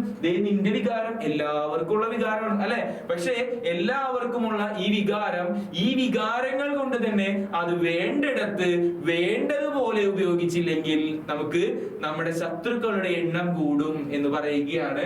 അതാണ് കാമക്രോധ ലോഭമോഹാദികൾ എന്ന വാക്കിനെ പിരിക്കുമ്പോൾ കിട്ടുന്ന ഈ വാക്കുകൾ. കിട്ടിയ ഈ ഒരു വാക്ക് കിട്ടിയ ഒരെണ്ണം കൂടി പ്രധാനപ്പെട്ടത് പിരിക്കാനുള്ളത് നമ്മൾ നോക്കുകയാണ്. ഈ പ്രധാനപ്പെട്ട സാധനങ്ങളായിരിക്കും പിരിക്കാൻ വേണ്ടിയിട്ട് എന്തായാലും 1 മാർക്കിന് ചോദിക്കാൻ പോകുന്നത്. ഇതിലേതെങ്കിലും ഒന്നായിരിക്കും എന്നുള്ള കാര്യം ആലോചിച്ചിരിക്കുക കേട്ടാ. നോക്കാം. മാതൃ പിതൃ ഭ്രാതൃ മിത്ര സഖികളെ. ക്രോധ ക്രോധം നിമിത്തം ഹനിക്കുന്നിതു പുമാൻ എന്ന് കേട്ടിട്ടുണ്ട് അല്ലെ. മാതൃ മാതൃ എന്ന് പറഞ്ഞു കഴിഞ്ഞാൽ മാതാവ്, അടുത്തത് പിതൃ പിതാവ്, ഭ്രാതൃ എന്ന് പറഞ്ഞു കഴിഞ്ഞാൽ ഭ്രാതാവ്, ഭ്രാതാവിന് നമ്മൾ പറയും സഹോദരൻ അല്ലെ, സഹോദരനാണ് കേട്ടാ, സഹോദരനാണ് ഭ്രാതാവ് എന്ന വാക്കിന്റെ അർത്ഥം. അപ്പോ മാതൃ പിതൃ ഭ്രാതൃ മിത്ര എന്ന് പറഞ്ഞു കഴിഞ്ഞാൽ നമ്മൾ പഠിച്ചു കഴിഞ്ഞു. മിത്രം സുഹൃത്താണ് അല്ലെ. സഖി, സഖി എന്ന് പറഞ്ഞു കഴിഞ്ഞാൽ ഭാര്യ എന്ന അർത്ഥത്തിൽ. ഇവരെയൊക്കെ നമ്മൾ എന്ത് ചെയ്യും? ഇവരൊക്കെ നമ്മുടെ കൂടെ എപ്പോഴും ഉണ്ടാവോ? ഇല്ല. ക്രോധം മൂലം ഹനിക്കുന്നിതു പുമാൻ. പുമാൻ എന്ന് പറഞ്ഞാൽ മനുഷ്യൻ. ഒരു ദേഷ്യം ഉണ്ടായാൽ മതി, ഏതെങ്കിലും ഒരു ദേഷ്യം ഇവർക്ക് നേരെ തീർത്താൽ അല്ലെ, ഈ കണ്ട ബന്ധുക്കളും സുഹൃത്തുക്കളും സഹോദരങ്ങളും ഒക്കെ നിങ്ങളെ വിട്ടിട്ട് പോകും അല്ലെ. അവരൊന്നും എപ്പോഴും കൂടെ ഉണ്ടായി എന്ന് പറയാൻ പറ്റില്ല. അപ്പൊ ഇവരെയൊക്കെ നശിപ്പിക്കാൻ ആകെ ഒരേ ഒരാളാണ് കാരണക്കാരൻ, അയാളാണ് ക്രോധം. ആ ക്രോധമാണ് ഇപ്പോ ആർക്ക് വന്നിരിക്കുന്നത്? ലക്ഷ്മണൻ ഉണ്ടായിരിക്കുന്നത്. ഇത്രയും ഭാഗങ്ങൾ ശ്രദ്ധിച്ച് പിരിക്കാൻ വേണ്ടിയിട്ട് കിട്ടുന്നുണ്ടോ എന്നുള്ളതൊന്ന് നോക്കി അത് കൃത്യമായി പഠിച്ചിരിക്കുക. കളത്രം എന്ന വാക്ക് കഴിഞ്ഞ പ്രാവശ്യം അർത്ഥം ചോദിക്കുന്നതിൽ ചോദിച്ചതാണ്.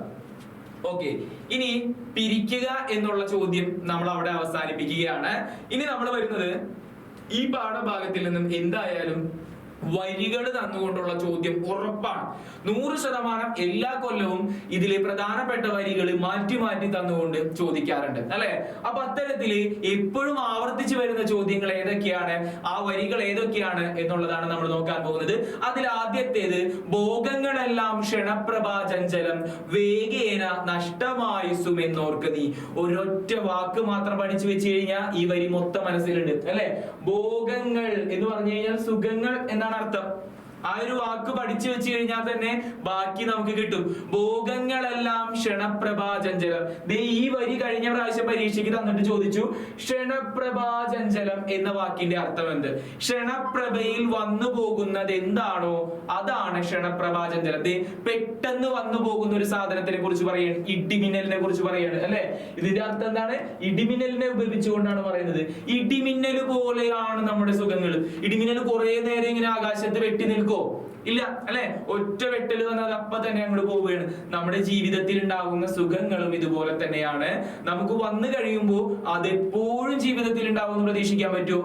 ഇല്ല അല്ലെ. അതപ്പൊ തന്നെ ചിലപ്പോൾ പോയത് വരാം, അടുത്തൊരു നിമിഷത്തേക്ക് അല്ലെ.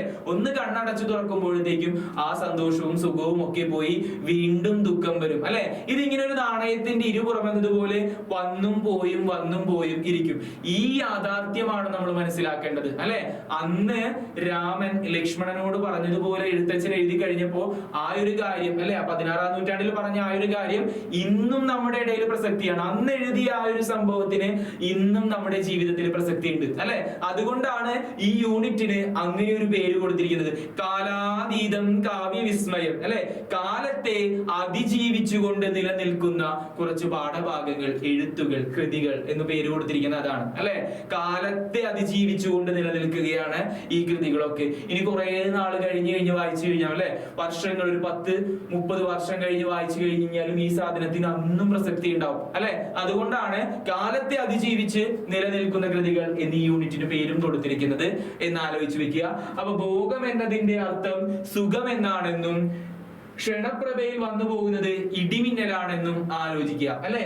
ഇങ്ങനെയാണ് വേഗേന നഷ്ടമായുസും എന്നോർക്ക് നീ. കുറെ നാളൊന്നും നമുക്ക് ഈ ലോകത്ത് ജീവിച്ചിരിക്കാൻ പറ്റില്ല അല്ലെ. വേഗത്തിൽ നമ്മുടെ ആയുസ്സും ഇല്ലാതെയാകും എന്നാണ് എഴുത്തച്ഛൻ പറയുന്നത്. അതിന്റെ അർത്ഥമാണ് കൊടുത്തിരിക്കുന്നത്. സുഖങ്ങൾ എന്തല്ല, സ്ഥിരമല്ല, ആയുസ് പോലെ തന്നെ. ആയുസ് കുറെ നാൾ നമുക്ക് ജീവിച്ചിരിക്കാൻ പറ്റുമോ? ഇല്ല അല്ലെ. പെട്ടെന്ന് ചിലപ്പോൾ ചിലർ മരിച്ചു പോകും അല്ലെ. ഒന്നും നമ്മുടെ കയ്യിലുള്ള കാര്യമല്ല അല്ലെ. അപ്പൊ ആ ഒരു ശരീരത്തെ തൃപ്തിപ്പെടുത്താനാണ് ഇങ്ങനെ ദേഷ്യപ്പെട്ടുകൊണ്ട് ലക്ഷ്മണൻ നിൽക്കുന്നത് അല്ലെ. ലക്ഷ്മണനോട് പറയാണ്, ലക്ഷ്മണ എന്തല്ല, ഭോഗങ്ങളൊന്നും സ്ഥിരമല്ല, അതൊക്കെ ഒരു ഇടിമിന്നൽ പോലെയാണ് എന്ന് പറയുകയാണ്. അടുത്തൊരു പ്രധാനപ്പെട്ട വരിയിലേക്ക് നമ്മൾ വരികയാണ്. വഗ്നിസംതപ്ത ലോഹസ്താംബു ബിന്ദുനാം സന്നിപം മർത്യജന്മം ക്ഷണഭംഗുരം. ഒരു സാധനം നിങ്ങൾക്ക് കിട്ടിയിട്ടുണ്ടാവും അല്ലെ. മർത്യജന്മം എന്ന് വെച്ച് കഴിഞ്ഞാൽ മനുഷ്യജന്മം. ക്ഷണഭംഗുരം, ക്ഷണഭംഗുരം എന്ന് വെച്ച് കഴിഞ്ഞാൽ കുറച്ചു നേരമേ ഉണ്ടാവുള്ളൂ. മനുഷ്യജന്മം കുറച്ചു നേരം മാത്രമേ ഉണ്ടാവുകയുള്ളൂ. അതിനെ ഇവിടെ സൂചിപ്പിച്ചിരിക്കുകയാണ്. വഗ്നിസംതപ്ത ലോഹസ്താംബു ബിന്ദുനാം എന്ന വാക്ക് ഉപയോഗിച്ചിരിക്കുകയാണ് അല്ലെ. അഗ്നിസന്തപ്ത എന്ന് വെച്ച് കഴിഞ്ഞാൽ ചുട്ടുപഴുത്ത് നിൽക്കുന്ന ഒരു ലോഹത്തില് ഒരു തുള്ളി വെള്ളം വീണ് കഴിഞ്ഞാൽ അതിന് എന്ത് സംഭവിക്കും? അപ്പൊ തന്നെ അത് ആവിയായി പോകും അല്ലെ. ഒരൊച്ചയോട് കൂടിയിട്ട് അത് അപ്പൊ തന്നെ ആവിയായി പോകും. അതുപോലെയാണ് ചുട്ടുപഴുത്ത് നിൽക്കുന്ന ലോഹത്തിൽ വീഴുന്ന ഒരു തുള്ളി വെള്ളം പോലെ. അവിടെ നല്ലൊരു ഉപമ വന്നിരിക്കുകയാണ് അല്ലെ. പോലെ എന്ന് പറയുന്നില്ലേ, ചുട്ടുപഴുത്ത് നിൽക്കുന്ന ലോഹത്തിൽ വീഴുന്ന ഒരു തുള്ളി വെള്ളം പോലെ. ബിന്ദുനാം ലോഹസ്താംബു ബിന്ദുനാം, ഒരു തുള്ളി ബിന്ദു, ഒരു തുള്ളിയാണ് അല്ലെ. ആ ഒരു തുള്ളി വെള്ളം പോലെയാണ് മർത്യജന്മം, മനുഷ്യ ജന്മത്തെ. അപ്പൊ എന്തുമായിട്ടാണ് അവിടെ ഉപമിച്ചിരിക്കുന്നത്?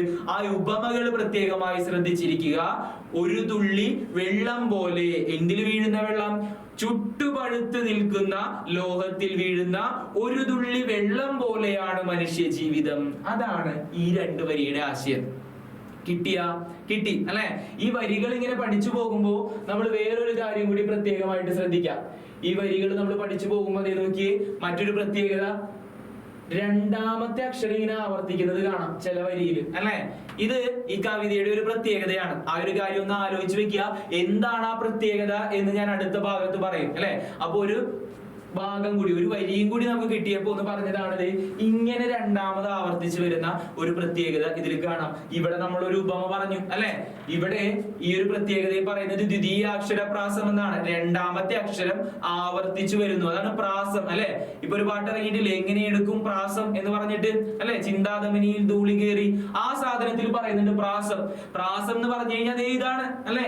രണ്ടാമത്തെ അക്ഷരം ആവർത്തിക്കുന്നതിനെയാണ് പ്രാസം എന്ന് പറയുന്നത്. ഒരു വരിയിൽ രണ്ടാമത്തെ അക്ഷരം ആവർത്തിച്ചു വരുന്നതിനെയാണ് നമ്മൾ ദ്വിതീയാക്ഷര പ്രാസം എന്ന് പറയുന്നത്. രണ്ടാമത്തെ അക്ഷരം ആവർത്തിക്കുന്നു.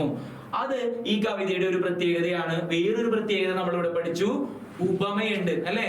ആ ചുട്ടുപഴുത്ത് നിൽക്കുന്ന ലോഹത്തിൽ വീഴുന്ന ഒരു തുള്ളി വെള്ളം പോലെയാണ് മനുഷ്യ ജീവിതം. അപ്പൊ രണ്ടെണ്ണം കിട്ടിയ, ഉപമയും കിട്ടി, ഇതിന്റെ ആശയവും കിട്ടി, ദ്വിതീയാക്ഷര പ്രാസവും കിട്ടി. ഇത്രയും നിങ്ങൾക്ക് കിട്ടിയെന്ന് പ്രതീക്ഷിക്കുകയാണ്. അങ്ങനെ നമ്മൾ അടുത്ത വരിയിലേക്ക് പോവുകയാണ്. നല്ലൊരു വരി, കഴിഞ്ഞ പ്രാവശ്യം പരീക്ഷയ്ക്ക് തന്ന വരി ഇത് തന്നെയാണ്.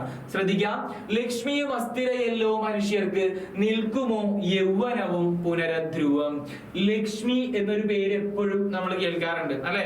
ഒരു ക്ലാസ്സിലെ ഏതെങ്കിലും ഒരു കുട്ടിയുടെ പേര് ലക്ഷ്മിയുമായി ബന്ധപ്പെട്ടതായിരിക്കും. ശ്രീലക്ഷ്മി എന്നോ ഐശ്വര്യലക്ഷ്മി എന്നോ എന്നൊക്കെ പറഞ്ഞ് ലക്ഷ്മി ഇല്ലാത്ത ക്ലാസ്സുകൾ ഉണ്ടാവാറില്ല അല്ലെ. ലക്ഷ്മി എന്ന വാക്കിന്റെ അർത്ഥം തന്നെ ഐശ്വര്യം എന്നാണ് അല്ലെ.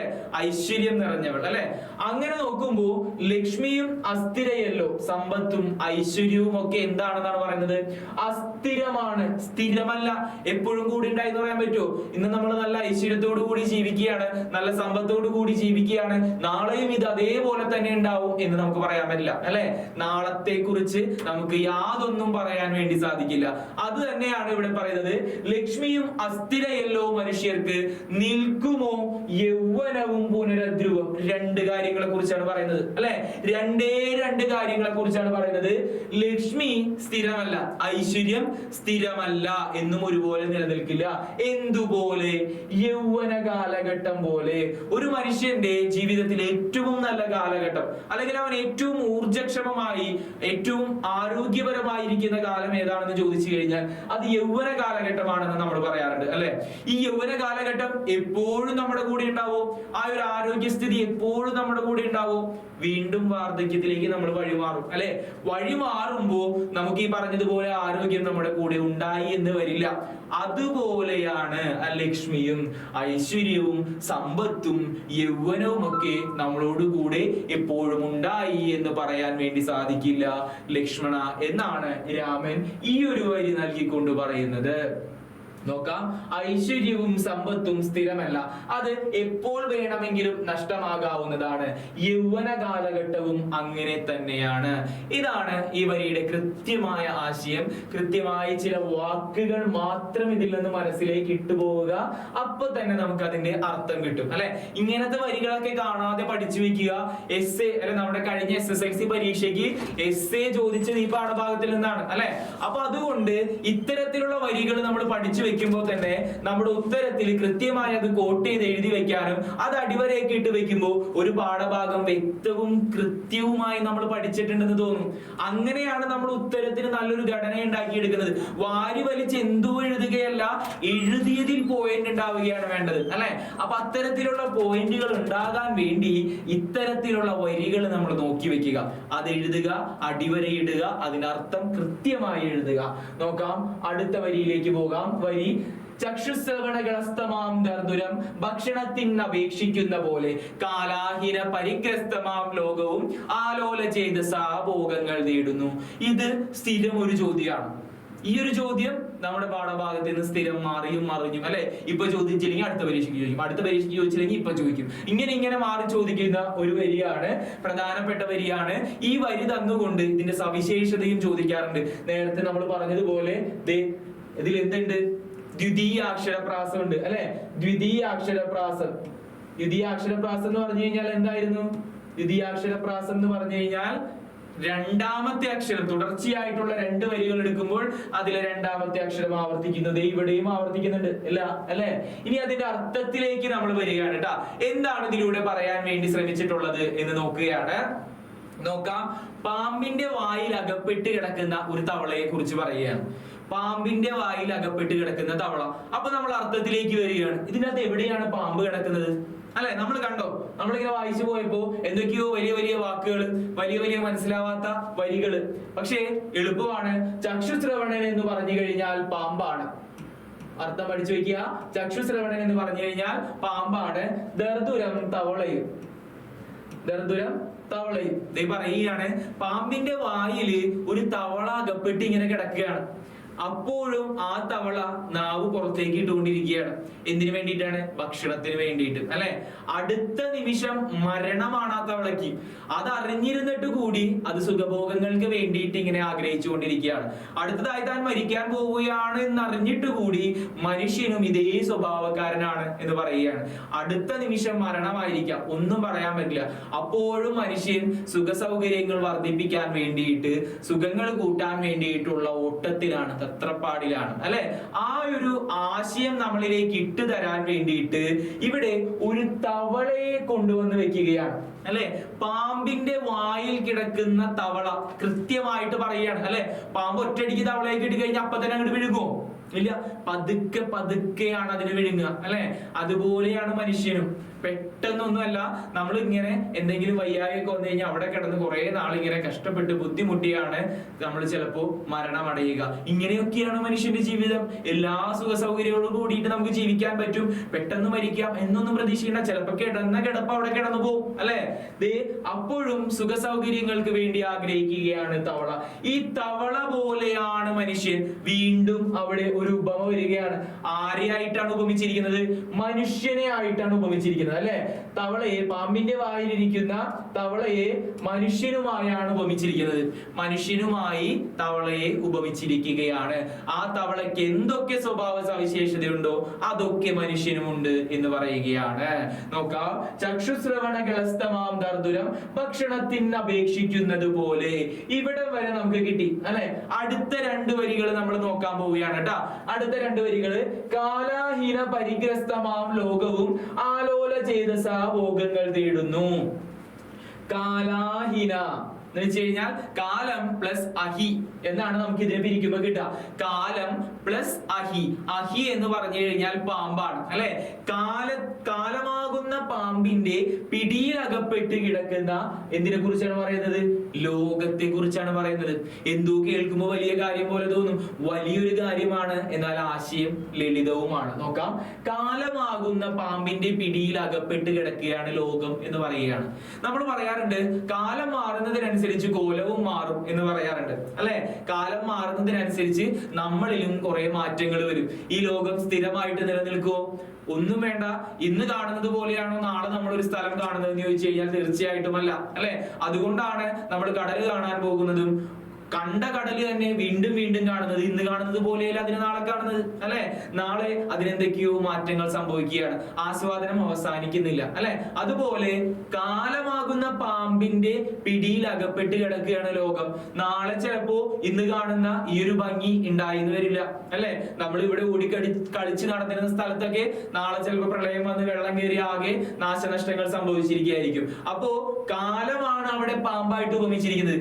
ഈ കാലം കാലം മാറുന്നതിനെ കുറിച്ച് നിങ്ങൾ ജിയോഗ്രഫി പഠിച്ചിട്ടുണ്ട്, അല്ലെ? ഋതുക്കളെ കുറിച്ച് പഠിച്ചിട്ടുണ്ട്. അതുപോലെ കാലം മാറുമ്പോ എന്ത് സംഭവിക്കുകയാണ്? കോലവും മാറുകയാണ്, ലോകത്തിൽ പല പല മാറ്റങ്ങളും ഉണ്ടാവുകയാണ്. അതാണ് ഇവിടെ മറ്റൊരു വരിയിൽ പറയുന്നത്. കാലാഹീന പരിഗ്രസ്തമാം ലോകവും മാലോല ചേതസ ഭോഗങ്ങൾ തേടുന്നു. കാലാഹീന പരിഗ്രസ്തമാം ലോകവും ആലോല ചേതസ ഭോഗങ്ങൾ തേടുന്നു. ഈ ഭോഗം നമ്മൾ പഠിച്ചതല്ലേ? ഭോഗം എന്ന വാക്കിന്റെ അർത്ഥം നമ്മൾ പഠിച്ചതല്ലേ? ഭോഗം എന്ന് പറഞ്ഞു കഴിഞ്ഞാൽ സുഖം എന്നാണ്, അല്ലെ? അപ്പോഴും കാലം മാറുമ്പോൾ നാളെ എന്ത് വേണമെങ്കിലും നമുക്ക് സംഭവിക്കാം. എന്നാലും നമ്മൾ എന്തിനു വേണ്ടിയിട്ടാണ് ആഗ്രഹിക്കുന്നത്? സുഖങ്ങൾക്ക് വേണ്ടിയിട്ടാണ് ആഗ്രഹിച്ചുകൊണ്ടേയിരിക്കുന്നത്. അതാണ് ഈ 4 വരിയുടെ അർത്ഥം. നമുക്ക് ഒന്നുകൂടി കൃത്യമായ പോയിന്റിലേക്ക് നോക്കാം. പാമ്പിന്റെ വായിൽ അകപ്പെട്ട തവള തന്റെ മരണത്തെ മുന്നിൽ കണ്ടിട്ടും സുഖഭോഗങ്ങൾക്ക് വേണ്ടി ആഗ്രഹിക്കുകയാണ്. ഇതുപോലെ തന്നെയാണ് മനുഷ്യനും. ഇതാണ് ഇതിൽ ഏറ്റവും പ്രധാനപ്പെട്ട പോയിന്റ്. നോക്കാം. ലൗകിക സുഖങ്ങൾ തേടുന്നവർ മരണം മുന്നിലുള്ളപ്പോഴും ജീവിതത്തോടുള്ള ആസക്തി അവസാനിക്കുന്നില്ല, അല്ലെ? അതാണ് തവളയുടെ മുന്നിൽ മരണം കണ്ടിട്ടും തവള ആ ഒരു ലോകത്തിൽ നിന്ന്, അല്ലെ, ആ ഒരു സുഖഭോഗങ്ങളുടെ ലോകത്തിൽ നിന്ന് തിരിച്ചു വരുന്നില്ല. അപ്പോഴും ആസക്തി അവസാനിക്കുന്നില്ല. പാമ്പ് വളരെ പതുക്കെ വിഴുങ്ങുന്നത് കൊണ്ട് തവള അതറിയുന്നില്ല. തവള ഇങ്ങനെ നോക്കിയിരിക്കുകയാണല്ലേ, പതുക്കെ അടിയിലേക്ക് പുള്ളിക്കാരൻ പോകുന്നുണ്ട്. അറിയുന്നുണ്ടാ? ഇല്ല, അല്ലെ? അതുപോലെയാണ് മനുഷ്യന്റെയും ജീവിതം. കാലമാകുന്ന പാമ്പിന്റെ പിടിയിൽ അകപ്പെട്ട് കിടക്കുകയാണ് ലോകം. ലോകത്തിന് കാലം മാറുന്നതനുസരിച്ച് മാറ്റങ്ങൾ സംഭവിച്ചു കൊണ്ടേയിരിക്കും. അതാണ് ഈ ഒരു വരിയുടെ ഏറ്റവും പ്രധാനപ്പെട്ട പോയിന്റുകൾ. ഇത്രയും പോയിന്റുകൾ കൃത്യമായി ആലോചിച്ചിരിക്കുക. തവളയായ അവിടെ മനുഷ്യനെ ഉപമിക്കുന്നുണ്ട്. ഈ വരിയുടെ പ്രത്യേകതകൾ എന്തൊക്കെയാണെന്ന് ചോദിച്ചു കഴിഞ്ഞാൽ അതിൽ ദ്വിതീയാക്ഷര പ്രാസം എന്ന് പറയുന്ന ഒരു പ്രാസം ഒളിഞ്ഞു കിടക്കുന്നുണ്ട്, ഒരു ആവർത്തനം ഒളിഞ്ഞു കിടക്കുന്നുണ്ട്, ഉപമയുണ്ട് എന്നുള്ള കാര്യവും ആലോചിച്ചിരിക്കുക. ഇനി അടുത്ത പ്രധാനപ്പെട്ട ഒരു വരിയിലേക്ക് വരികയാണ്. അടുത്ത ഒരു ചോദ്യമാണ്, നോക്കാം. പാന്തർ പെരുവഴി അമ്പലം തന്നിലെ താന്തരായി കൂടി വിയോഗം വരും പോലെ നദ്യാമൊഴുകുന്ന കാഷ്ടങ്ങൾ പോലെയും എത്രയും ചഞ്ചലം ആലയ സംഗമം, അല്ലെ? ആലയ സംഗമത്തെ കുറിച്ചാണ് പറയുന്നത്. ആലയ സംഗമം, ആലയം എന്ന് പറഞ്ഞു കഴിഞ്ഞാൽ വീടാണ്, അല്ലെ? വീടിന്റെ ഉള്ളിൽ സംഗമിക്കുന്നവരെ കുറിച്ച് പറയുകയാണ്. നമ്മുടെ വീടിന്റെ ഉള്ളിൽ സംഗമിക്കുന്നത് ആരാണ്? വീട്ടുകാരാണ്, അല്ലെ? ആ വീട്ടുകാരെ കുറിച്ച് പറയുകയാണ്. വീട്ടുകാര് എപ്പോഴും നമ്മുടെ കൂടെ ഉണ്ടാകുമോ ഇല്ലയോ എന്നത് ഒരു ചോദ്യചിഹ്നമായിട്ട് അടുത്തിട്ട് വരികയാണ്, അല്ലെ? 2-3 ഉപമകളിലൂടെ വീടിന്റെ ഉള്ളിലെ അവസ്ഥയെ കുറിച്ച് പറയുകയാണ്. പാന്തർ പെരുവഴി അമ്പലം തന്നിലെ അടുത്ത പഠിക്കാനുള്ള ഒരർത്ഥമാണ് നമുക്ക് പാന്തർ എന്ന് പറഞ്ഞു കഴിഞ്ഞാൽ എന്തായിരുന്നു? വഴിയാത്രക്കാരാണ്, അല്ലെ? വഴിയാത്രക്കാരാണ് പാന്തർ എന്ന് പറഞ്ഞു കഴിഞ്ഞാൽ. വഴിയാത്രക്കാർ പെരുവഴി അമ്പലങ്ങളിൽ, ആദ്യകാലത്ത് വിശ്രമിക്കാനുള്ള സ്ഥലങ്ങളോ ഹോട്ടലുകളോ ഒന്നും ഇല്ലാത്തപ്പോ ദൂരെ യാത്ര ചെയ്യുന്ന നമ്മുടെ വഴിയാത്രക്കാര് അമ്പലങ്ങളുടെ തിണ്ണകളിലും അവിടുത്തെ മരത്തിന്റെ തിണ്ണകളിലൊക്കെ ആയിട്ട് ഇരുന്ന് വിശ്രമിച്ചതിന് ശേഷം പിരിയും, അല്ലെ? അപ്പോ 2 ദിക്കിൽ നിന്നായിട്ട് കുറെ ആളുകൾ ഇങ്ങനെ നടന്നു വരുമ്പോ അമ്പലം കാണുമ്പോ അവരവിടെ വിശ്രമിക്കും, അല്ലെ? 2 ദിക്കിൽ നിന്നായി വന്ന 2 ആളുകൾ പരസ്പരം ഒരിത്തിരി നേരത്തേക്ക് കണ്ടുകൊണ്ട് സംസാരിച്ചുകൊണ്ട് അവര് പിരിയുകയാണ്, അല്ലെ? അവർ രണ്ടും 2 വഴിക്കാവാണ്. പിന്നീട് ഒരിക്കലും ചിലപ്പോൾ അവർക്ക് കണ്ടുമുട്ടാൻ സാധിച്ചു എന്ന് പോലും ഇല്ല, അല്ലെ? അങ്ങനെയാണ് കുടുംബജീവിതം എന്ന് പറയുകയാണ്. പാന്തർ പെരുവഴി അമ്പലം തന്നിലെ താന്തരായി കൂടി വിയോഗം വരും പോലെ. ഇത് കുറച്ചു നേരം മാത്രമേ നമുക്ക് കുടുംബത്തിൽ സന്തോഷത്തോടെയും സമാധാനത്തോടെയും ഇരിക്കാൻ പറ്റും, അല്ലെ? അത് നമ്മുടെ കയ്യിലിരിപ്പ് പോലെ ഇരിക്കും, അല്ലെ? ഒന്നുകൂടി അതിനെ വിശദീകരിക്കുകയാണ്. നദ്യാമൊഴുകുന്ന കാഷ്ടങ്ങൾ പോലെയും എന്ന് വെച്ച് കഴിഞ്ഞാൽ എന്താ സംഭവം? നദിയിലൂടെ ഒഴുകുന്ന മരക്കഷ്ണങ്ങൾ പോലെയും. കാഷ്ടം എന്ന വാക്കിന്റെ അർത്ഥം എന്താണ്? അപ്പോ മറ്റൊരു അർത്ഥം കിട്ടുകയാണ് നമുക്ക്, മരക്കഷ്ണങ്ങൾ പോലെ. നദിയിലൂടെ ഇങ്ങനെ ഒരു മരക്കഷ്ണം ഒഴുകി പോയിക്കൊണ്ടിരിക്കുകയാണ്. നദിയിലൂടെ ഒരു മരക്കഷ്ണം ഒഴുകി പോകുമ്പോൾ അതിനെപ്പോഴും സുഗമമായി ഇങ്ങനെ ഒഴുകി പോകാൻ പറ്റുമോ? ഇല്ല, അല്ലെ? അതിനെപ്പോഴും സുഗമമായി ഒഴുകി പോകാൻ പറ്റില്ല. കാരണം എന്താന്ന് വെച്ച് കഴിഞ്ഞാൽ പല തടസ്സങ്ങളും നേരിടും. കുറെ തടസ്സങ്ങള് നദിയിൽ ഇങ്ങനെ ഉണ്ടാവും. ആ തടസ്സങ്ങളൊക്കെ എടുത്ത് മാറ്റിയാൽ മാത്രമേ ഈ മരക്കഷ്ണത്തിന് സുഗമമായി ഇങ്ങനെ ഒഴുകി പോകാൻ പറ്റുകയുള്ളൂ. അതുപോലെയാണ് നമ്മുടെ കുടുംബജീവിതം. നമ്മുടെയൊക്കെ കുടുംബജീവിതത്തിൽ പല തടസ്സങ്ങളും ഉണ്ടായിട്ടുണ്ടാവും അല്ലെ. ആ തടസ്സങ്ങള് കൃത്യമായി എടുത്തു മാറ്റിയിട്ട് നല്ല രീതിയിൽ നമുക്ക് ജീവിച്ച് മുന്നേറാൻ പറ്റണം. അതാണ് എഴുത്തച്ഛൻ ഈ ഒരു വരിയിലൂടെ പറയുന്നത്. നദ്യാമൊഴുകുന്ന കാഷ്ടങ്ങൾ പോലെയും എത്രയും ചഞ്ചലം ആലയ സംഘം. ചഞ്ചലമാണ്, എപ്പോ വേണമെങ്കിലും മാറാം അല്ലെ. ഇന്ന് കാണുന്ന ഈ ഒരു സന്തോഷവും സുഖവും ഒന്നും ചിലപ്പോ നാളെ നമ്മുടെ വീട്ടിലുണ്ടായിന്ന് വരില്ല. അവിടെ ഒരു തടസ്സം വരികയാണ് അല്ലെ. നദിയിലൂടെ ഒഴുകി പോകുന്ന ഒരു മരക്കഷ്ണമായാണ് അവിടെ ആലയത്തെ, വീടിനെ ഉപമിച്ചിരിക്കുന്നത്. വീണ്ടും അവിടെ ഒരു ഉപമ വരികയാണ് അല്ലെ. ഉപമ എന്ന പ്രത്യേകത നമ്മൾ പ്രത്യേകം എടുത്തു പഠിക്കുക. ഉപമ ഒന്നിനോട് മറ്റൊന്ന് സാദൃശ്യപ്പെടുത്തുകയാണ് അല്ലെ. ഇതുപോലെയാണ് അത് എന്ന് താരതമ്യപ്പെടുത്തി പറയുകയാണ്. അപ്പൊ ഇവിടെയും ഉപമ എന്ന് പറയുന്ന മറ്റൊരു പ്രത്യേകത വരുന്നതായി നമുക്ക് കാണാം.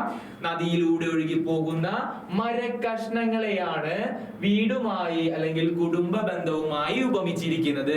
അങ്ങനെ പഠിച്ചു വെക്കുക. എന്നിട്ട് പ്രധാനപ്പെട്ട പോയിന്റുകളിലേക്ക് നമ്മൾ വരികയാണ്.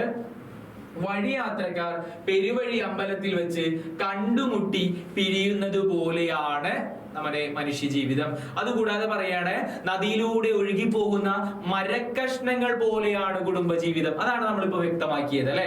അടുത്ത പോയിന്റിലേക്ക് വരികയാണ്. ഇവിടെ മരക്കഷ്ണമായി ഉപമിച്ചിരിക്കുന്നത് ആരെയാണ്? കുടുംബ ജീവിതത്തെയാണ്.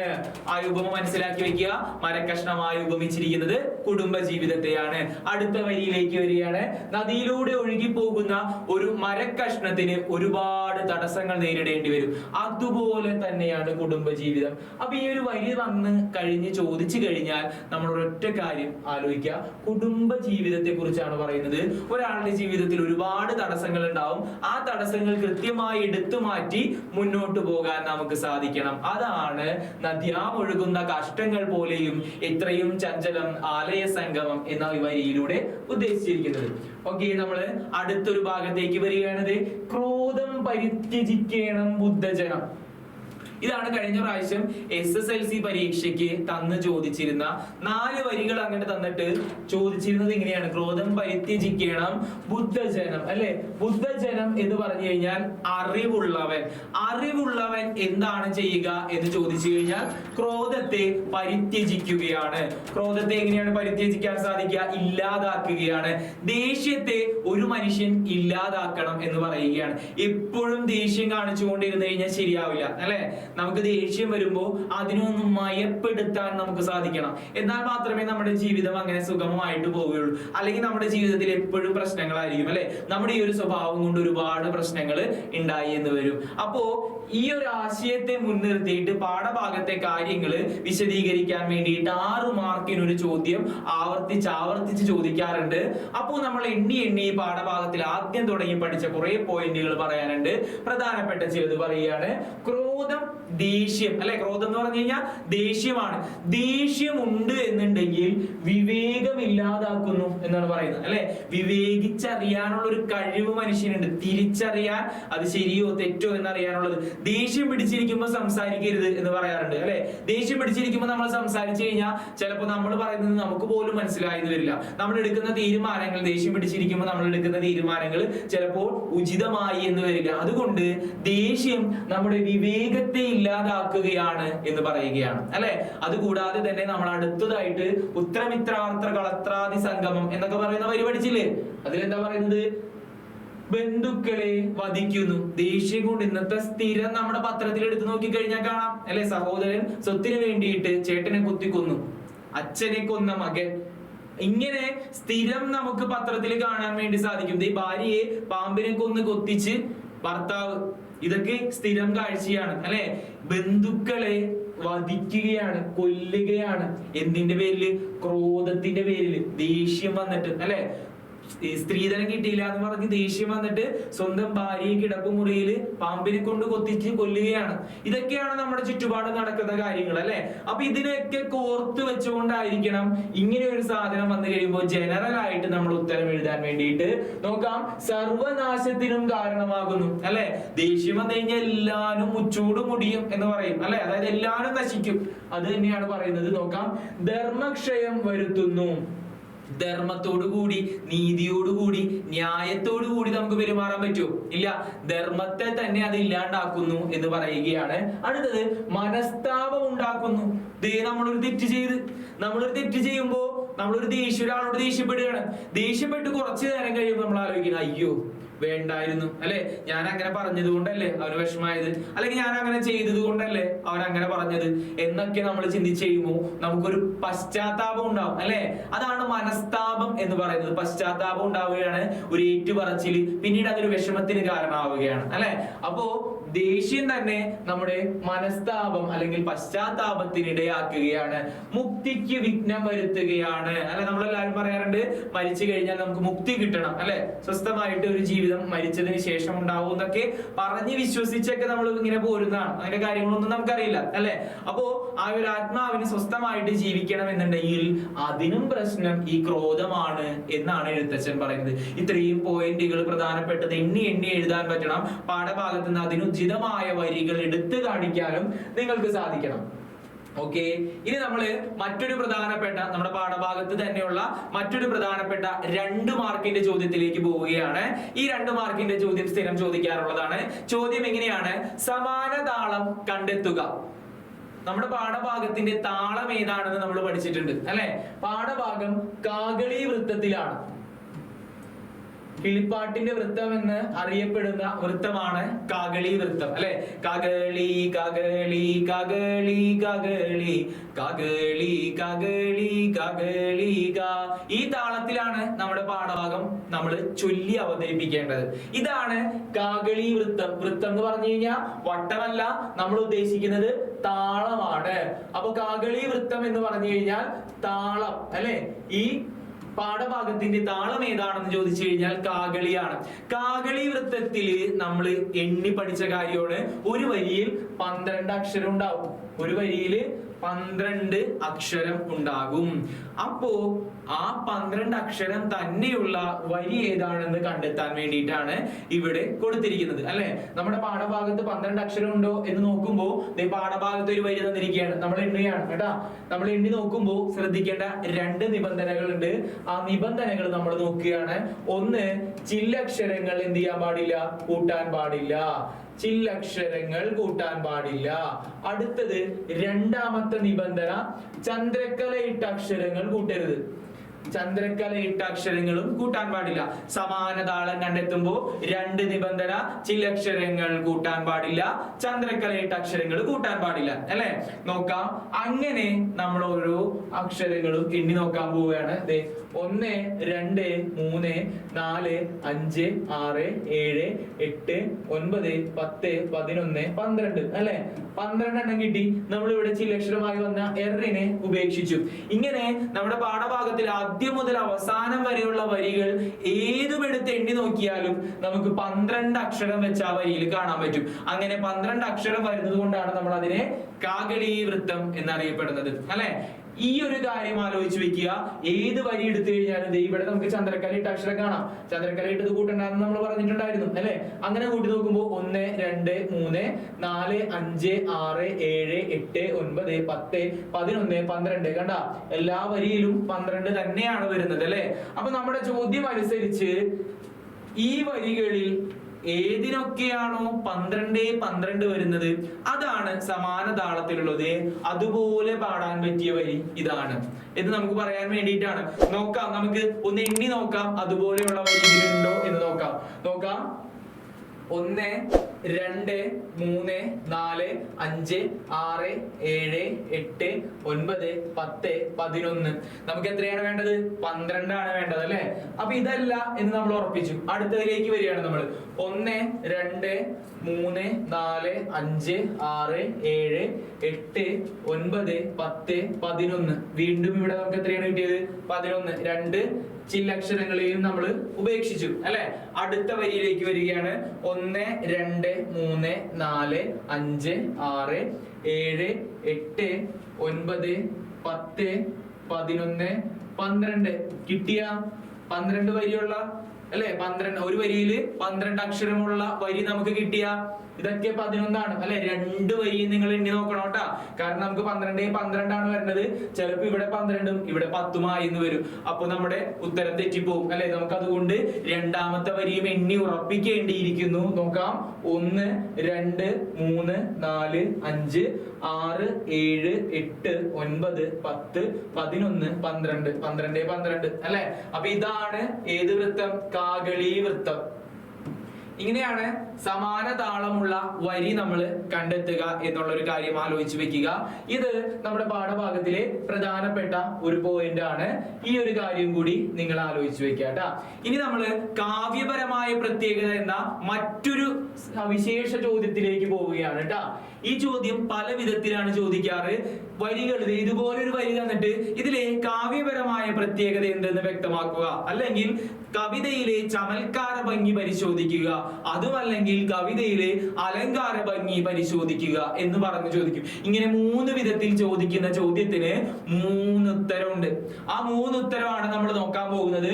ഒരു കാര്യം നമ്മൾ പഠിച്ചു. ഒരു വരിയിൽ 12 അക്ഷരമുണ്ട്. ഈ വരികൾ ഏതും എണ്ണി നോക്കിയാൽ 12 അക്ഷരം നമുക്ക് കിട്ടും അല്ലെ? അപ്പൊ ഇങ്ങനെ ഒരു ചോദ്യം ചോദിച്ചു കഴിഞ്ഞാൽ നമ്മൾ എഴുതാൻ പോകുന്ന ആദ്യത്തെ പോയിന്റ് ഇതാണ്. ആധുനിക മലയാള ഭാഷയുടെ പിതാവായിട്ടുള്ള എഴുത്തച്ഛന്റെ അധ്യാത്മ രാമായണം കിളിപ്പാട്ട് എഴുതിയിരിക്കുന്നത് കാകളി വൃത്തത്തിലാണ്. കാകളി വൃത്തത്തിലാണ്. വൃത്തം എന്നതാണ് ആദ്യത്തെ 1 മാർക്ക്. കിട്ടിയ ആദ്യത്തെ 1 മാർക്ക് കാവ്യപരമായ പ്രത്യേകതയോ ചമൽക്കാര ഭംഗിയോ ചോദിച്ചു കഴിഞ്ഞാൽ ആദ്യത്തെ 1 മാർക്ക് ഏതാണ് താളം എന്നുള്ളതിനാണ്. അത് നമ്മൾ എഴുതി അല്ലെ? രണ്ടാമത്തെ ഒരു കാര്യം നമ്മൾ പഠിച്ചു. അതിൽ ദ്വിതീയാക്ഷരപ്രാസമുണ്ട്. അടുത്ത പോയിന്റ് കേട്ടാ. ദ്വിതീയാക്ഷരപ്രാസം അല്ലെ? ദ്വിതീയാക്ഷരപ്രാസം. പ്രാസം എന്ന് പറഞ്ഞു കഴിഞ്ഞാൽ എന്തായിരുന്നു? ആവർത്തനം. അപ്പൊ അടുത്തൊരു മാർക്ക് നിങ്ങൾ ഇതിന്റെ അകത്ത് ദ്വിതീയാക്ഷരപ്രാസം കണ്ടെത്തിയോ എന്നുള്ളതാണ്. രണ്ടാമത്തെ അക്ഷരം ഒന്ന് തന്നെയല്ലേ? ഇവിടെയും അതുപോലെ ആവർത്തിക്കുന്നുണ്ട് അല്ലെ? ഇതിനെയാണ് ദ്വിതീയാക്ഷരപ്രാസം എന്ന് പറയുക. ആ വാക്ക് കിട്ടിയില്ലെങ്കിൽ തുടർച്ചയായ 2 വരികൾ എടുക്കുമ്പോൾ അതിലെ രണ്ടാമത്തെ അക്ഷരം ആവർത്തിക്കുന്നതായി കാണാം എന്നെങ്കിലും നിങ്ങൾക്ക് എഴുതാൻ സാധിക്കണം. പ്രാസം എന്ന വാക്ക് എഴുതിയാൽ അവിടെ മാർക്ക് വീഴും. പ്രാസം എന്ന് പറഞ്ഞു കഴിഞ്ഞാൽ ആവർത്തനം എന്നാണ് അർത്ഥം. ആവർത്തനം. പ്രാസം എന്ന് പറഞ്ഞു കഴിഞ്ഞാൽ ആവർത്തനം. ദ്വിതീയം എന്ന് പറഞ്ഞു കഴിഞ്ഞാൽ 2 എന്നാണ് അല്ലെ? രണ്ടാമത്തെ അക്ഷരം ആവർത്തിക്കുന്നു. അതാണ് ദ്വിതീയാക്ഷരപ്രാസം. നമുക്ക് അത് കിട്ടി. അപ്പൊ 2 മാർക്ക് നമുക്ക് കിട്ടി അല്ലെ?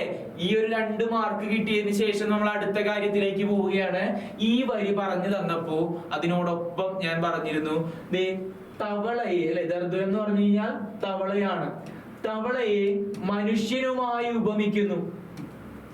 മനുഷ്യൻ അല്ലെ? അപ്പൊ നമ്മള് ഒന്നാമത്തെ പോയിന്റ് കാകളി വൃത്തമാണെന്ന് കിട്ടി. രണ്ടാമത്തെ പോയിന്റ് ദ്വിതീയാക്ഷരപ്രാസം ഉണ്ടെന്ന് കിട്ടി. മൂന്നാമത്തെ പോയിന്റ് ഉപമയാണ്. അതിലെ ഉപമ കുട്ടിക്ക് തിരിച്ചറിയാൻ സാധിച്ചിട്ടുണ്ടോ എന്നുള്ളതാണ് അടുത്ത ലക്ഷ്യം അല്ലെ? അപ്പൊ അതിൽ ദർദുരമായി തവളയായി ഉപമിച്ചിരിക്കുന്നത് മനുഷ്യനെയാണ്. ആ സന്ദർഭത്തിൽ തവളയ്ക്ക് എന്തൊക്കെ പ്രത്യേകതകളുണ്ടോ ആ പ്രത്യേകതയൊക്കെ തന്നെ മനുഷ്യനും ഉണ്ടെന്ന് പറഞ്ഞു വെക്കുകയാണ് എഴുത്തച്ഛൻ. ഇങ്ങനെ അതിനെ വിശദീകരിക്കാൻ നമുക്ക് പറ്റണം അല്ലെ? അപ്പൊ 3 പോയിന്റ് നമുക്ക് കിട്ടി. ഈ 3 പോയിന്റും ഒരുമിച്ച് വെച്ചുകൊണ്ട് അതിന് 4 മാർക്കിനുള്ള ഒരു ഉത്തരമാക്കി എഴുതാൻ നമുക്ക് പറ്റണം. ദ്വിതീയാക്ഷരപ്രാസം എന്താണെന്ന് പറയാനും അല്ലെ? തുടർച്ചയായ 2 വരികൾ എടുക്കുമ്പോൾ അതിലെ രണ്ടാമത്തെ അക്ഷരം ആവർത്തിക്കുന്നതാണ് ദ്വിതീയാക്ഷരപ്രാസം എന്ന് പറയാനും, ഒപ്പം തന്നെ ഇതിൽ ആവർത്തിച്ചു വരുന്ന അക്ഷരം ഇക്ഷ എന്നതാണ്. 3-4 വരികളിൽ ആവർത്തിച്ചു വരുന്നത് ല എന്നതാണ് എന്ന് പറഞ്ഞുകൊണ്ട് നമ്മൾ എന്ത് ചെയ്യും?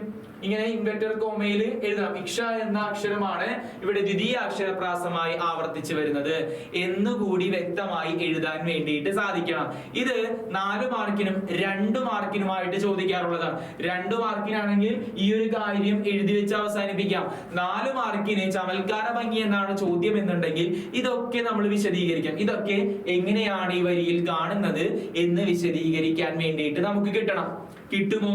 ഇത്രയും കാര്യങ്ങൾ അല്ലെ, ഇത്രയും കാര്യങ്ങൾ ഈ പാഠഭാഗത്തിലെ പ്രധാനപ്പെട്ട കാര്യങ്ങളാണ്. നമ്മൾ നേരത്തെ പറഞ്ഞത് ഒന്ന് കൂട്ടിച്ചേർത്ത് എഴുതിയിരിക്കുകയാണ്. കണ്ടെത്തിയ പ്രത്യേകതകൾ എന്തൊക്കെയാണെന്ന് വെച്ച് കഴിഞ്ഞാൽ കാകളി വൃത്തമാണ്, ദ്വിതീയ അക്ഷരപ്രാസമുണ്ട്, ഉപമ മറ്റൊരു പ്രത്യേകതയാണ്. ഇത്രയും കാര്യങ്ങൾ ഓർത്തിരിക്കാൻ ബുദ്ധിമുട്ടുണ്ടോ? ഇല്ല അല്ലെ. ഒരു വരി തന്നു കഴിഞ്ഞാൽ അതിലെ പ്രത്യേകത ഏതൊക്കെയാണെന്ന് ചോദിച്ചു കഴിഞ്ഞാൽ ഇതൊക്കെയാണ് എന്ന് പറയാൻ വല്ല ബുദ്ധിമുട്ടുണ്ടോ? ഒരു ബുദ്ധിമുട്ടുമില്ല അല്ലെ.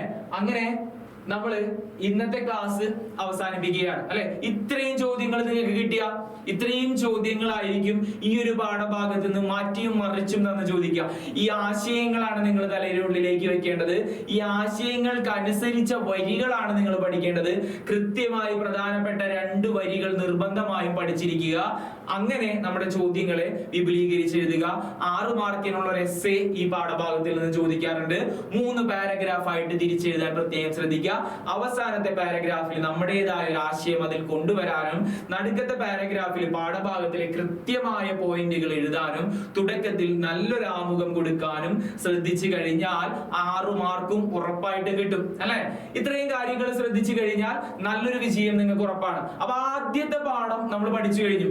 ആദ്യത്തെ പാഠത്തിൽ എവിടെ നിന്നൊക്കെ ചോദ്യം വരുന്നു ചോദിച്ചു കഴിഞ്ഞാൽ ഇവിടെ നിന്നൊക്കെ ആയിരിക്കും ചോദ്യങ്ങൾ ഉണ്ടാവുക. ഇവിടെ നിന്ന് തന്നെ ആയിരിക്കും ചോദ്യങ്ങൾ ഉണ്ടാവുക.